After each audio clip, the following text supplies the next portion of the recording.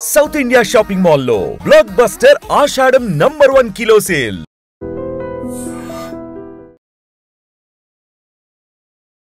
నమస్తే, welcome to I dream talking point with కవిత.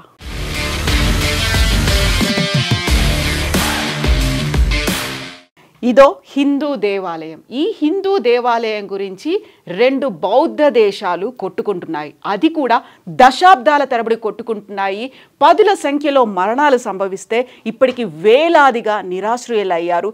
రెండు దేశాల మధ్య ఇప్పుడు రాయబారులని తరలించేశారు, వాళ్ళని వెనక్కి పిలిపించుకున్నారు. ఎట్ ద సేమ్ టైం ఒక యుద్ధ వాతావరణం నెలకొంది. మిస్సైట్లు, రాకెట్ లాంచర్లు, F-16 యుద్ధ విమానాలు ఆ రెండు దేశాల మధ్య మోహరించారు.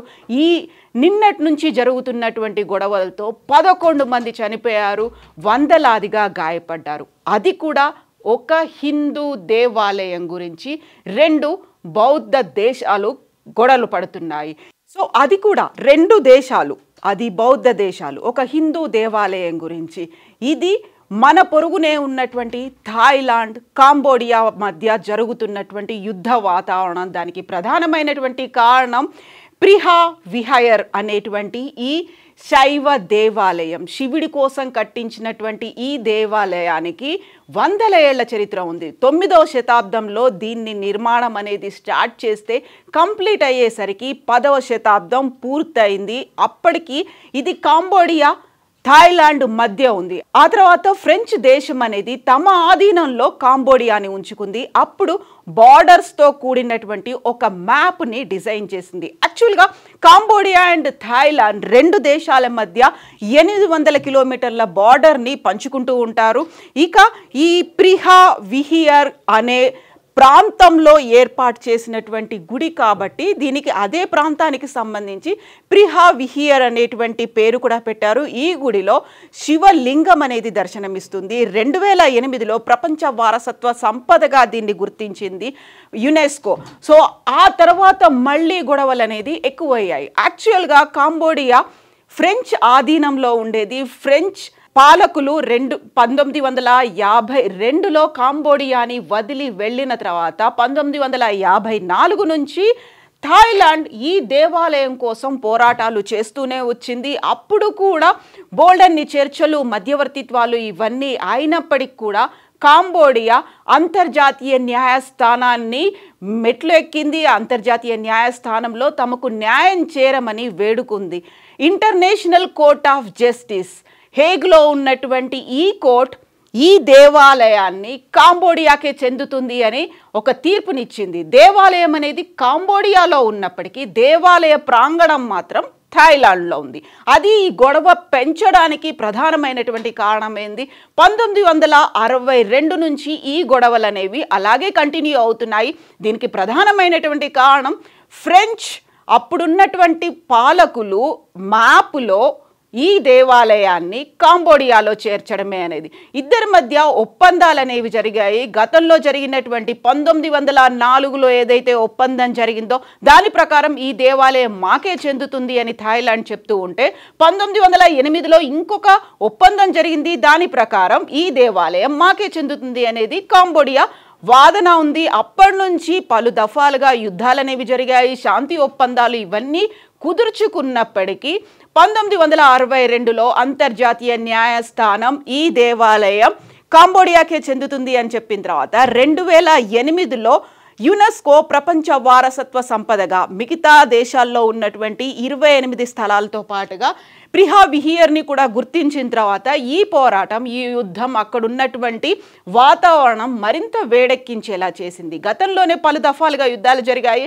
ఇప్పుడు మాత్రం సరిహద్దుల వెంట F-16లు ఉన్నాయి, మిసైల్స్ ఉన్నాయి, రాకెట్ లాంచర్లు ఉన్నాయి. గతంలోనే కాంబోడియాకి చెందినటువంటి ప్రజలు, అక్కడ ఉన్నటువంటి స్థానికంగా బోర్డర్లో ఉన్న వాళ్ళు 10ల సంఖ్యలో మరణిస్తే 10,000 మంది నిరాశ్రయులయ్యారు. ఇప్పుడు సడన్గా మళ్ళీ స్టార్ట్ అయినటువంటి ఈ యుద్ధ వాతావరణంతో రెండు దేశాలు తమ తమ రాయబారులని వెనక్కి పిలిపించుకున్నాయి. ఆ దేశాల్లో ఉన్నటువంటి తమ దేశస్తులను కూడా వెనక్కి రావాలనేటువంటి ఆ మాట చెప్పాయి. ఆ తర్వాత సడన్గా ఒక్కసారిగా అక్కడ యుద్ధ వాతావరణం మారిపోయింది. ఇప్పటిదాకా ఒక నివురు గప్పిన నిప్పులా ఉన్నటువంటి పరిస్థితి సడన్గా యుద్ధానికి దారి తీసింది. బార్డర్స్లో కంటిన్యూస్ గా రాకెట్ లాంచర్లు, మిసైళ్లు కురుస్తూనే ఉన్నాయి.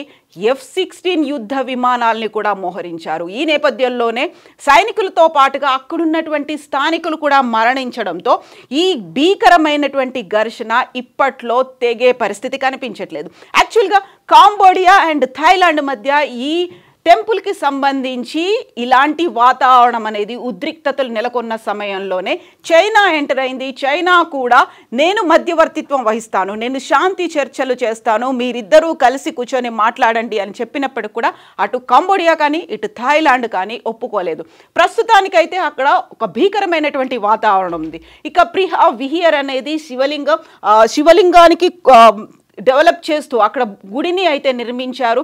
800 కిలోమీటర్ల మేర ఉన్నటువంటి దాంట్లో ఇది డాన్రేక్ అనేటువంటి పర్వతం మీద నిర్మించినటువంటి ఈ టెంపుల్ ఇది. దీంట్లో గతంలోనే జరిగినటువంటి యుద్ధ వాతావరణం, ఘర్షణలు, వీటన్నిటి నేపథ్యంలో అక్కడ ఉన్నటువంటి విగ్రహాల్ని థాయిలాండ్ తీసుకెళ్లిపోయింది అనేటువంటి వాదన ఉంది. అయితే అక్కడ అంతర్జాతీయ న్యాయస్థానం తిరిగి వాటిని తీసుకొచ్చి ఇదే గుళ్ళో ప్రతిష్ఠించండి అని చెప్పినప్పటికి కూడా ఇప్పటికీ సద్దుమణగని వాతావరణం అయితే ఉంది.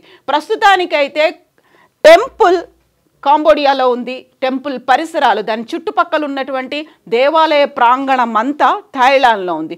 గతంలో అయితే ఈ టెంపుల్కి వెళ్ళడానికి థాయిలాండ్ నుంచే వెళ్ళాల్సినటువంటి పరిస్థితి ఉండేది. బట్ అది కాస్త మారింది. కాంబోడియాలో ఉన్నటువంటి దేవాలయానికి కాంబోడియా నుంచే వెళ్ళేలా అక్కడే ఒక మార్గాన్ని కూడా ఏర్పాటు చేసినప్పటికీ ఉద్రిక్తతలు మాత్రం చల్లారలేదు. మధ్యలో చైనా వచ్చినప్పటికి కూడా అంతర్జాతీయ న్యాయస్థానం ఏదైతే చెప్పిందో ఆ మాటనే ఫాలో అవ్వాలి అన్నప్పటికీ కూడా 2008లో వచ్చినటువంటి ప్రపంచ వారసత్వ గుర్తింపు తర్వాత మరింతగా థాయిలాండ్ ఇది నాకే చెందాలి అని 19వ శతాబ్దంలో ఖమేర్ రాజులు ఈ గుడిని ప్రారంభించారు. దానికి ఆల్మోస్ట్ 100 ఏళ్లకు పైగా పట్టింది. సో ఇప్పటికీ 900 ఏళ్ల చరిత్ర ఉన్నటువంటి ఈ దేవాలయంలో ఇప్పుడైతే ఉద్రిక్తలు అనేవి విపరీతంగా చెలరేగుతున్నాయి.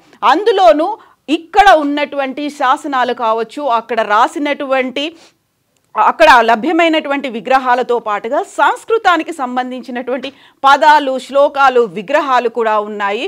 అండ్ ఇక్కడ ఉన్నటువంటి నంది కోసం స్వయంగా కృష్ణుడు, అర్జునుడు పోటీ పడ్డారు, వాళ్ళ మధ్యలోనే యుద్ధం జరిగింది అని తెలిపేలా చిత్రీకరించినటువంటి శిల్పాలు కూడా ఈ దేవాలయం మీద ఉండడం అనేది ఒకవైపు సంస్కృతి, ఇంకొక వైపు సాంప్రదాయం, వీటన్నిటికీ తోడుగా అక్కడున్నటువంటి హిందూ మతం. యాక్చువల్గా ఇప్పుడు కాంబోడియాలు, ఆ తర్వాత థాయిలాండ్ అనేవి బౌద్ధ దేశాలుగా ఉన్నాయి. ఈ కాంబోడియాలో ఆంకోర్ వాట్ అనేది ఒక దేవాలయం ఉంది, అతి పెద్ద వైష్ణవ దేవాలయం. అందులోనూ శివలింగం కూడా ఉండడంతో అటు శైవం, వైష్ణవం అనే ఉంది. కాంబోడియాకి 140 కిలోమీటర్ల దూరంలో ఉంది ప్రిహా విహియర్. సో ఇది విచిత్రమైనటువంటి పరిస్థితి. బట్ అక్కడ విపరీతమైనటువంటి పరిణామాలు కూడా చోటు చేసుకుంటున్నాయి. ఇప్పటికైతే అంతర్జాతీయ న్యాయస్థానానికి ఇచ్చినటువంటి ఆ తీర్పును ఫాలో అవుతూ కాంబోడియా తమ దేశానికే చెందినటువంటి ఈ వారసత్వ సంపదగా చూస్తోంది. బట్ రెండు దేశాలు తమ ప్రైడ్కి చిహ్నంగా దీన్ని భావిస్తున్నటువంటి నేపథ్యంలో గర్వకారణంగా భావిస్తున్నాయి రెండు దేశాలు.